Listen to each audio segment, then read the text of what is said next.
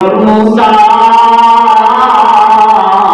আমাদের ক্ষেতের জমিগুলা জলে ছাই হয়ে দেখেছি, গাছ বৃক্ষ জলে ধ্বংস হচ্ছে, আমাদের গবাদি পশুগুলা না খেয়ে মরে যাচ্ছে, আমাদের মধ্যে দুর্ভিক্ষ দেখা দিচ্ছে।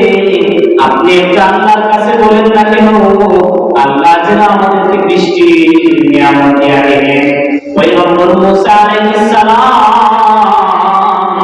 ওনার কওমদেরকে নিয়ে একটা মরুভূমির মধ্যে, একটা জমিনের মধ্যে দোয়ার জন্য প্রার্থনা, বৃষ্টির জন্য প্রার্থনা করলেন।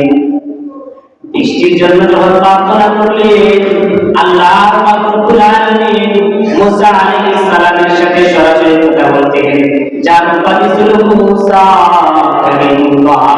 পয়গম্বর মুসা যখন আল্লাহর কাছে হাত তুললেন, আল্লাহ আপনার বান্দারা আমায় বলছে আমরা যেন আপনার কাছে বলি আপনি বৃষ্টির ব্যবস্থা করে দিন। ও আল্লাহ, আপনি আমাদের দোয়াকে কবুল করিয়া আমাদের বৃষ্টির ব্যবস্থা করে দিন। এমত অবস্থায় আল্লাহ পাক বলেন, ও পয়গম্বর মুসা, এখানে যদি সারা জীবন দোয়া করো, একটা পাপী বান্দার কারণে এই জায়গার মধ্যে আমি আল্লাহ দোয়া কবুল করতেছি না। একটা পাপী বান্দার কারণে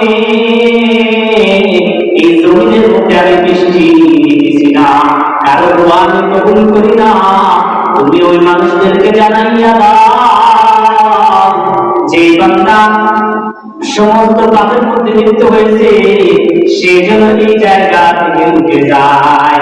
সে যদি এই জায়গা থেকে উঠে যায় তাহলে আমি আপনাদের দোয়া কবুল করব আর জমিনের মধ্যে বৃষ্টির নিয়ামত দিয়ে দেব। পয়গম্বর মুসা যখন ঘোষণা করলেন, ও হাজিরিন ও আইয়ুহান নাস, মানুষদের মধ্যে শুনো, যারা এখানে উপস্থিত আছো, এমন বান্দা একজন আছে যে সমস্ত গুনার মধ্যে লিপ্ত হয়েছে, সমস্ত গুনার মধ্যে সে লিপ্ত হয়েছে, নিকৃষ্ট পাপিষ্ঠ বান্দা। আল্লাহ বলছেন সে যদি এই জায়গা থেকে উঠে যায়, তখন ওই যে বান্দা সবচেয়ে নিকৃষ্ট গুনাহগার, ওই বান্দা আল্লাহর কাছে কান্নাকাটি করে, আল্লাহ আপনি ছাড়া আর কেউ জানেন না আমি যে সবচেয়ে বড় গুনাহগার। আল্লাহর কাছে মনে মনে বলে, ও আল্লাহ আমি আর জীবনে কখনো গুনাহ করব না। আল্লাহ এতদিন আপনি আমার গুনাহগুলোকে গোপন রেখেছেন, আজকে হাজার হাজার মানুষের সামনে আপনি আমাকে লজ্জা দিয়েন না। আল্লাহ আপনি কি আপনার বান্দারে এত মানুষের সামনে লজ্জা দিবেন? এতদিন গুনাহ করেছে লজ্জা দেন নাই, এতদিন গুনাহ করেছে শাস্তি দেন নাই। আল্লাহ আমি আর জীবনে কোনোদিন গুনাহ করব না। এইভাবে সে আল্লাহর কাছে অনুতপ্ত হয়েছে, আল্লাহর কাছে ইখলাসের সাথে খালিস নিয়তে মনে মনে প্রার্থনা করেছে। সাথে সাথে দেখা যায় আল্লাহর পক্ষ থেকে বৃষ্টির নিয়ামত শুরু হয়ে গেছে। সুবহানাল্লাহ।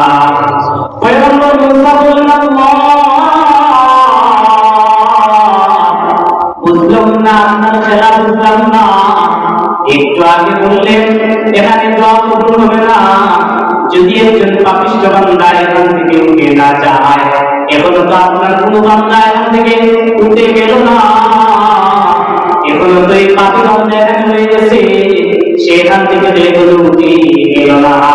তখন আল্লাহ পাক বললেন, ও পয়গম্বর শুনেন, আমার বান্দা এতদিন গুনাহ করেছিল, আজকে সে মনে মনে আমার কাছে লজ্জিত হইয়া খাস নিয়তে বলতেছে, আল্লাহ আমি আর জীবনে গুনাহ করব না। আগে আপনি আমার লজ্জা দিয়েছেন না, আজকে হাজার মানুষের সামনে আমার লজ্জা দিয়েন না। ওই বান্দা এমন ভাবে চাইছে আমি আল্লাহ আরশে আজিমের মধ্যে ঢেউ শুরু হয়েছে, যার দরুন আমি আমার বান্দাকে মাফ করে দিলাম। সুবহানাল্লাহ। আমাদের গুনাহ